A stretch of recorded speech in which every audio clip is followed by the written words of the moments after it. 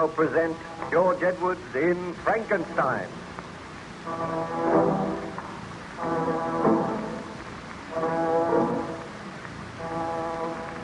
During his enforced stay on the good ship Voyager, Baron Frankenstein related his experiences to Captain Walton, who noted them in his journal.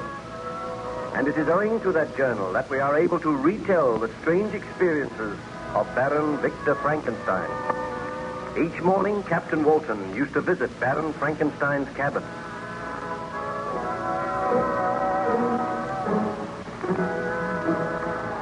Good morning to you, Captain Walton. Good morning, Baron Frankenstein.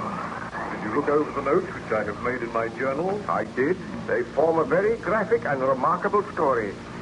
It is extraordinary to think I am reading my own story, and that story is not yet ended. Somewhere outside, the foul monster of my creation still wanders at large, waiting to wreak his evil vengeance on all who stand in his path. Did you create a mate for that monster? You may remember you were telling me that you and your friend Ernst Clerval had arranged to journey to a lonely island in the Orkneys, there to attempt to create a female monster. That is true, and I lied to my wife. I told her that I was going to take a short trip for my health. Eventually, I reached the island in the Orkneys, and there Ernst Clerval and I took up our residence in a large, comfortable cottage. I used one big room at the back to conduct my experiments. I studied night and day. I worked for months, and at last I molded a form which I hope would someday have life and would be the mate of the monster which I had created. One night, I sat working over this form while Ernst sat by my side. He watched me at work and then... Victor, I do not know whether you are doing the right thing. I do not feel that you should create another monster. I have doubts myself, my friend. As my work nears completion, I am afraid.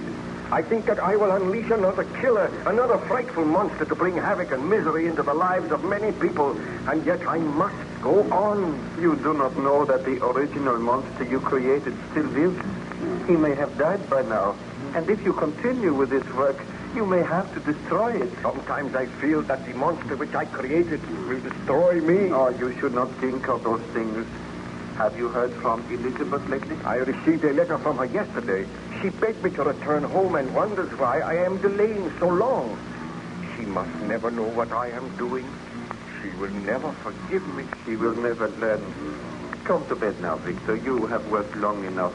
You look tired and ill. I am tired and ill, but I cannot leave my work at present. You go to bed and leave me here. The truth to tell, I am tired of this cold, windy, unpleasant island. Will we be here much longer? Not very much longer. If I work through the night, it will merely be a matter of waiting for a thunderstorm. That might come tomorrow, and then my work will be complete. Then this lifeless body will have the divine spark, and I will have sinned again. Oh, think of it, Ernst. I should not do it. I know I should not do it. Courage, my friend. It is not too late to destroy the body. Go, leave me. I must think. And I must work on and on, working for the monster which I created. You will be all right here? Of course. Why not? Oh, very well, my friend. I will bid you good night. A moment. What was that? Oh, the casement window flew open. The force of the wind must have blown it open. Strange. It has never done that before. I shall close it before I go. That is better. Good night, Ernst. I will see you in the morning. Good night, Victor. Do not stay up too long. Alone with the devil's work that I have made my own. My thoughts drive me to a frenzy.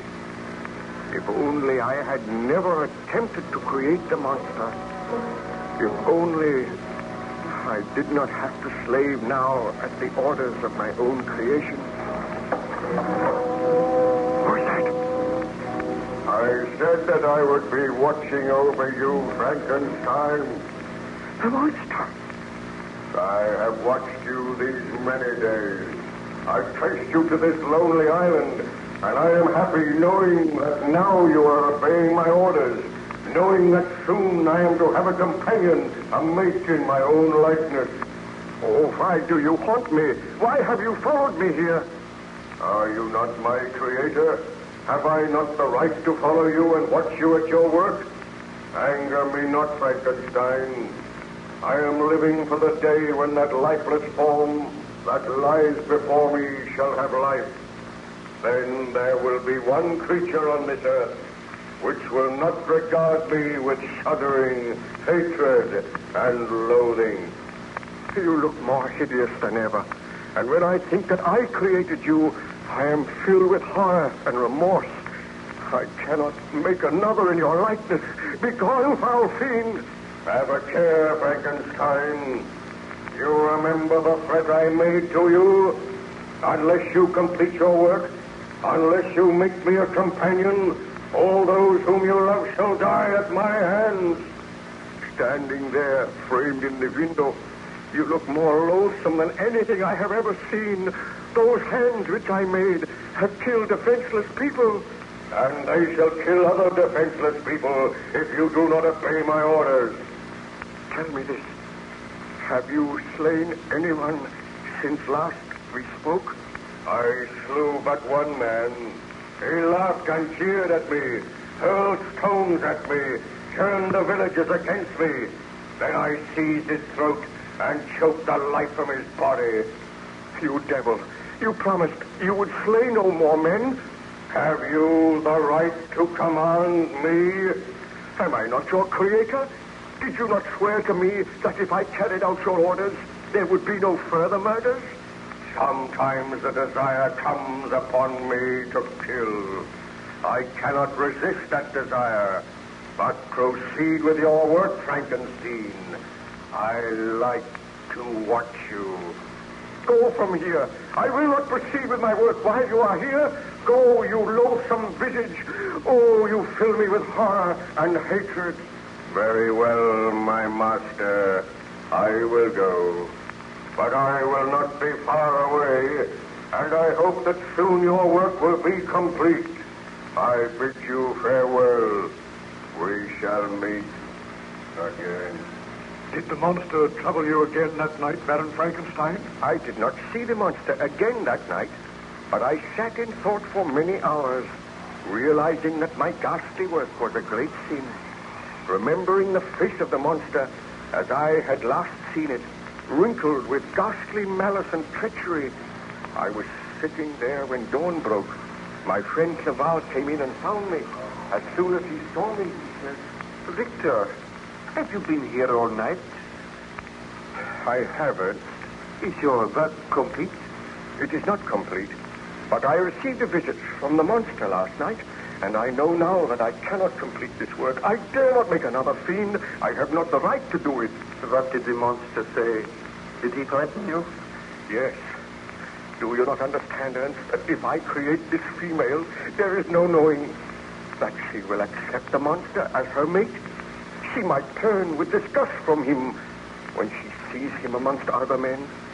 She will also know and realize that he is hideous and deformed, and she may have the same murderous purposes. I dare not do it. I must not do it. My poor friend, how can I advise you? Give me that iron bar.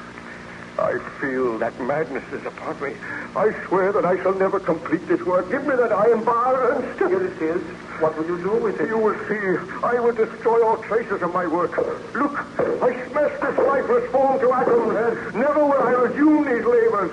As I smash this form, so do I defy the monster. I will find him. I will no longer fear his threats. I will destroy him just as I am destroying this work of mine. Look on me, Ernst. Victor, you are close to madness. Yes, close to madness. See now what I have done. The monster shall never have a mate. Perhaps you are wise. I know that I am wise, but I know that my first creation still lives, and when he learns of this, he will vow hatred and revenge. The monster. Oh, he approaches the window now.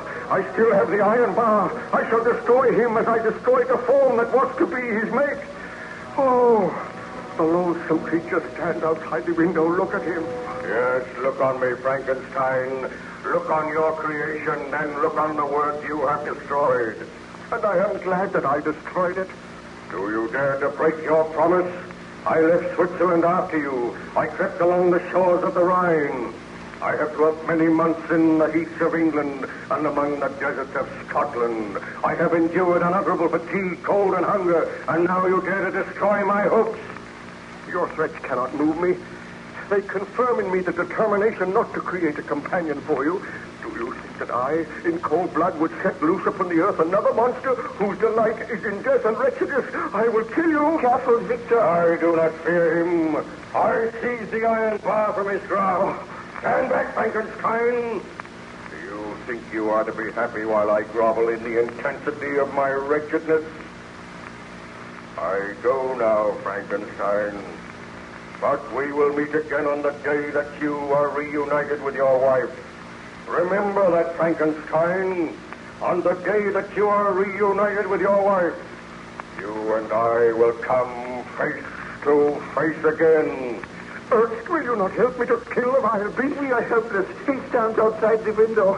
He wrenched that iron bar from your grasp and bent it as if it were a stick of willow.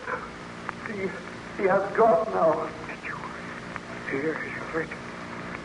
I am afraid. And you may well be afraid, Frankenstein. You have had your chance, and you let it slip by. Hear me, my creator. I am now your master. Leave this out at once. Did the dreadful monster carry out his threat, Baron Frankenstein? Ask me no more today, Captain. I recall that I almost swooned after the monster had left me, and I feel now that the monster is not far away. He is close to the ship. I seem to sense his presence. I shall place armed men on guard outside your cabin. Do not fear, Baron Frankenstein. If my men set eyes on the monster, they will kill him. I go to give those orders now.